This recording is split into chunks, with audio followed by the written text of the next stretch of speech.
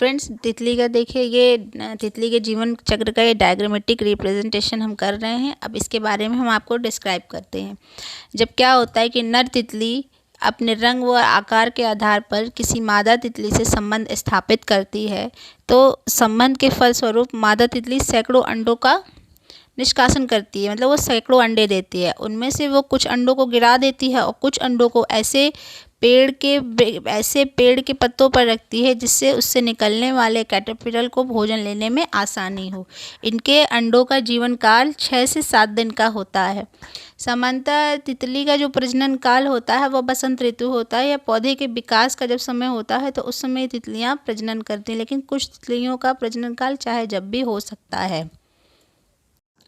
जब अंडा 5 से 6 दिन का होता है तो और स्वस्थ होता है, उसके अंदर लार्वा खुद को विकसित करने के लिए क्या करता है कि अंडे को तोड़ के खुद बाहर निकल जाता है और उसे क्या कहते हैं, कैटरपिलर।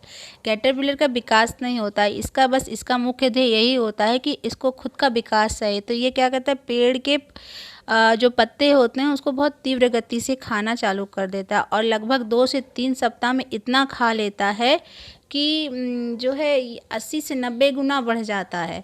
और जब ये विकास कर रहा होता है तो उस समय क्या होता है कि इसके अंदरी भाग में तो विकास होता है लेकिन इसका बाहरी भाग विकसित नहीं होता है। तो ये अपने विकास के चलते अपने बाहरी भाग को क्या करता है, गिरा देता है और 2 से 3 सप्ताह में अपने आप को 80 से 90 गुना ये तेज़ी से विकसित कर लेता है। और उसके बाद ये अपने अगले परिवर्तन की तरफ रेडी होने लगता है कि इसको अगले परिवर्तन में प्यूपा की तरफ होने लगता है।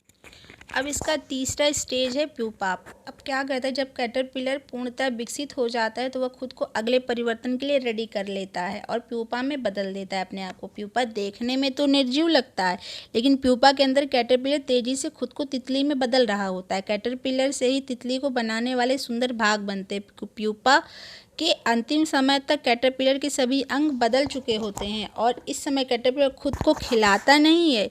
यह चरण तापमान और तितलियों की प्रजाति के आधार पर 8 से 15 दिन, हफ्तों व महीनों का भी हो सकता है। मतलब क्या होता है कि जब कैटरपिलर अपने आप को विकसित कर रहा होता है तितली में तो प्यूपा के माध्यम से करता है और ये जो समय होता है ना, उसको कितना समय लगता है, 8 से 15 दिन हो सकता है या फिर महीने भी क्रॉस होते हैं। उसके बाद क्या करता है कि प्यूपा से जब इसका जो मतलब ये कि जब प्यूपा के अंदर कैटरपिलर अपना परिवर्तन पूर्ण कर लेता है तब पूर्ण रूप से यह विकसित तितली के रूप में प्यूपा को तोड़ के बाहर निकल जाता है और वह तो जब ये बाहर निकलता है तो इसके पंख उतने सक्रिय नहीं होते, तो ये धीरे धीरे तितली क्या करती है, अपने पंखों को खोलती है ताकि रक्त संचार हो। रक्त संचार होने के बाद 2 से 3 घंटे के अंदर क्या होता है कि ये मतलब अपने पंखों को फैला देती है उड़ने के लिए, फिर ये उड़ने के लिए रेडी हो जाती है। उसके बाद इसका फिर से वही प्रक्रम चलता है कि अपने मेट को ढूंढती है रिप्रोडक्शन के लिए।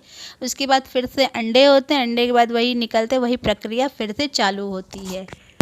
मतलब तितली के जीवन चक्र में क्या होता है कि 4 स्टेज होते हैं। जो अंडे वाले स्टेज होते हैं 6 से 7 दिन का होता है। 6 से 7 दिन के बाद अंडों से ये लार्वा स्टेज होता है। लार्वा स्टेज से फिर ये प्यूपा का स्टेज आता है। लार्वा स्टेज में जो कैटरपिलर का विकास 2 से 3 सप्ताह के अंदर होता है। 2 से 3 सप्ताह के बाद प्यूपा में ये परिवर्तित हो जाते हैं। प्यूपा के अंदर इसका विकास तितली के रंग रूप में जो मतलब इनकी व्यवस्थाएँ होती हैं इसमें वो 8 से 15 दिन का समय लगते हैं या तितली के प्रजाति के ऊपर निर्भर होती है, कभी 1 महीने भी लग जाते हैं। उसके बाद इतना टाइम व्यतीत करने के बाद क्या होता है कि एक एडल्ट तितली के रूप में प्यूपा को तोड़ के बाहर निकलते हैं। और जब ये एडल्ट तितली होती है तुरंत ये उड़ती नहीं है, इनको 3 से 4 घंटे का समय लगता है जब इनके पंखों में रक्त संचार होता है। उसके बाद ये 3 से 4 घंटे में अपने आप को उड़ने के लिए ये तैयार कर लेती हैं। धन्यवाद। इस वीडियो में इतना ही।